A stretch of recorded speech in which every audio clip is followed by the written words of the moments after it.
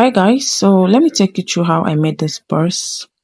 Yes, if you're just seeing this channel for the first time, you're highly welcome. Do well to subscribe. Yes, and turn on your notification button because we will be dropping or we are dropping tutorials on this channel frequently. So when you turn it on, whenever we drop a tutorial, you will be alerted and you will come and watch and learn. Also like, comment if you have any question. Feel free to leave your comment, your question, and I will get back to you with answers as soon as I get a notification. All right, so let's get started. So this is my hard gum stay. It's folded into two, and I'm measuring 7 inches hard gum stay. You get hard gum stay in a tailoring shop. Yes, and I measured the width 6 inches all straight, right? 6 inches. Length is 7 inches, width is 6 inches, and this is our pattern that I'll be working with. Okay, this is hard gum stay. You get it in a tailoring material shop where tailors buy materials. They sell hard gum stay and they also sell light gum stay. So we need 2 pieces of the hard gum stay and the 2 pieces of light gum stay. Okay, 2 pieces of hard gum stay and 2 pieces of light gum stay. That is what we'll be using. Okay, so here we are making use of a Duchess fabric. You can use Duchess, you can use any other beautiful fabric that is plain. You can use a velvet, yeah. So you can use doll face, but doll face has this way of looking cheap. So I prefer Duchess. So we need 2 of that and our strap. I'm actually using the main fabric for both lining and the outer bodies. Our strap length is 2 inches in width and about 8 inches in length. Okay, so now the Duchess served as the main fabric outside and I also used it as our lining. You can use any other lining of choice, but me, I just like using the lining as the Duchess as lining too. But you know Duchess is expensive, so you can manage yours and use another fabric of choice. You can use our normal tailor lining, it's still fine. But if you use a richer lining, it gives you the richer look. Okay, so I'm just padding it with hard gum stay. Okay, padding it with hard gum stay. So this is our pocket, inner pocket. Okay, the length is about 5.5 inches and the width is about, okay, the length is 6 inches, yeah, and the width is 11 inches. The length is 6 inches and it's on fold. That is on fold. Okay, you fold it and you sew it and you turn it, you will see. So we are just padding the light gum stay to the lining. The light gum stay to the lining. Light gum stay to the lining. And hard gum stay to the main bodies, our zip. Okay, our applique. Where did I get this applique? In tailoring accessory shop. Our chain, our fringes, sorry for the noise, our connector and our strap. So we go and sew. So we'll start sewing the pocket. This is the pocket. We folded 11 into 2. We will sew and we will turn it. The pocket length and size is actually optional. You must not get this exact measurement. You can use your own measurement. Just use your discretion. If you are into sewing, you should know what to do. You should know what your pocket should be like. If you are not into sewing, you can still stick with this measurement. It's fine. Alright, so at this point you iron it. So this is how we fold our strap and we will sew.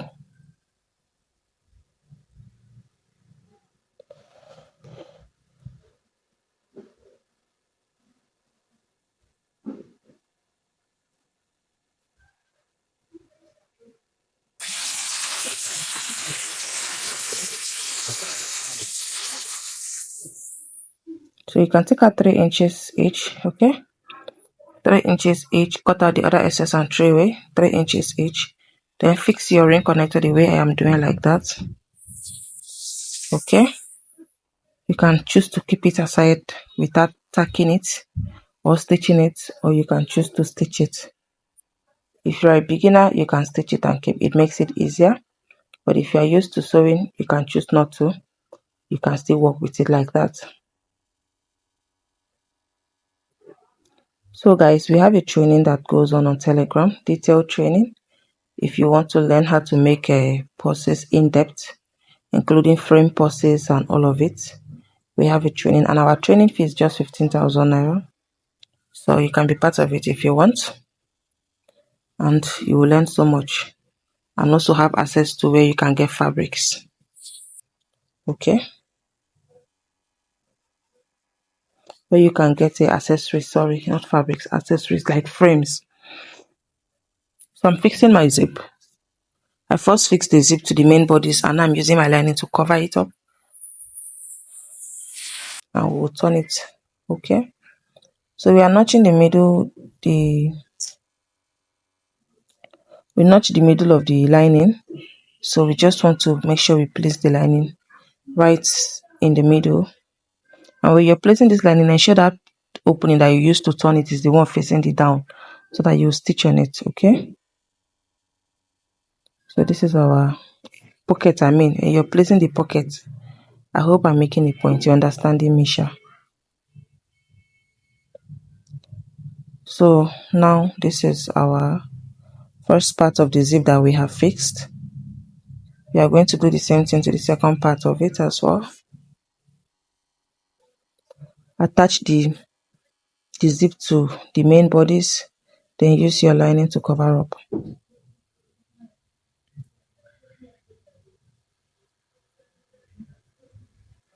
Always notch your work, always notch it at this point like this, so that when you iron it, everything stays flat and smooth.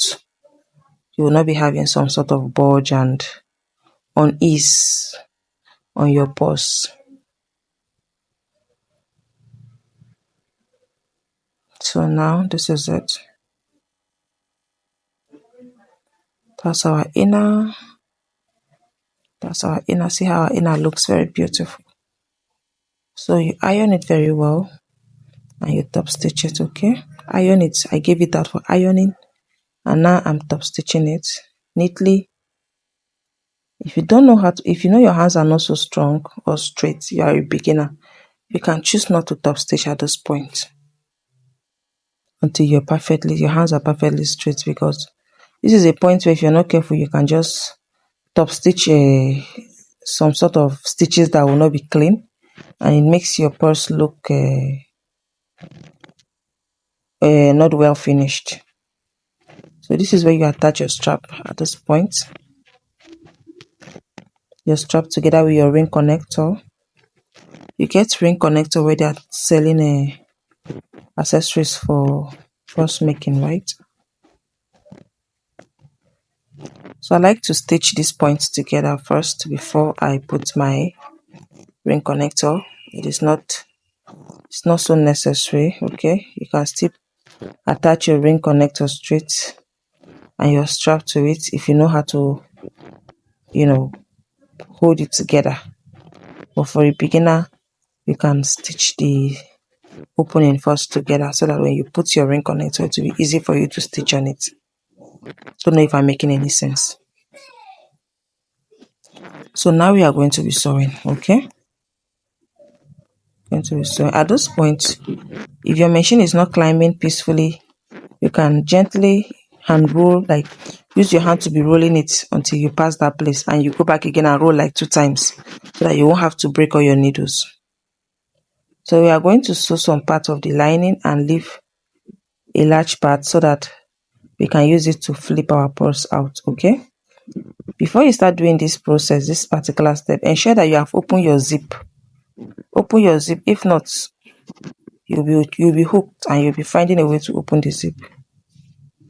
You see what I'm saying? I'm using my hand to roll it out, to roll it and pass it. Although my machine is still very strong, but there are some machines that are very sensitive. They cannot pass anything that is having weight, anything that is thick. So if your machine falls in that category, just gently hand roll it and you pass it. You can do that like 2 times to ensure the stitch is strong. So we are flipping out, we flipped out, pull out all the, push out everything and pull out all the edges. Push out the edges, all the edges. Use something like a pointer or maybe your scissors, something that has a pointing edge to pull it out. Okay, see what I'm doing? So you give it a nice press.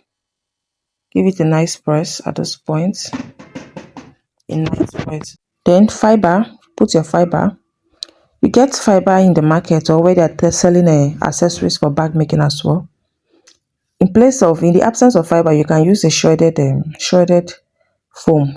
Use foam and shred it into pieces and put.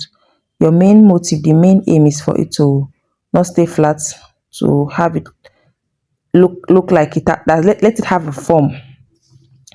We don't want it to stay completely flat. Okay, so you can use shredded foams. You can use fiber. So we've sealed our inner at this point neatly. We've sealed our inner very neatly.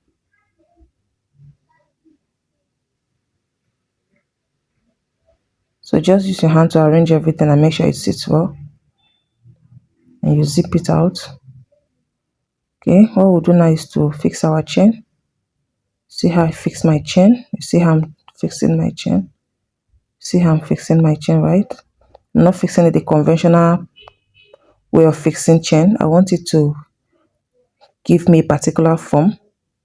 You see, this is how I fix it. So this way, you can hold it like this, and you can choose to hold it like this. You see, comes out more beautiful than the conventional way.